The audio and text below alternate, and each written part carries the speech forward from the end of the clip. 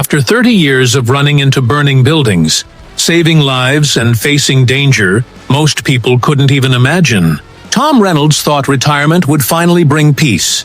He imagined quiet mornings, reading the paper, and sipping coffee in his perfectly neat backyard. Tom and his wife had just moved into Maplewood Estates, a neighborhood famous for its pristine lawns, matching mailboxes, and rules so strict they were practically a religion. For the most part, Tom enjoyed the calm, but there was one thing he refused to compromise on: his fence. Tom wasn't obsessed with appearances. He had spent his life prioritizing safety over aesthetics, but the property's old wooden fence was rotting and weak. One evening, after noticing a neighbor's small dog almost slipped through a broken plank, he decided to replace it with a sturdy, commercial-grade fence. It was taller than the HOA allowed, but it was solid, secure, and built to last. 2 weeks later, the first letter arrived. The HOA cited him for non-compliance with fence height regulations and threatened fines. Tom ignored it, believing common sense should prevail over bureaucracy. A second letter followed, and then a third, each more aggressive than the last. Finally,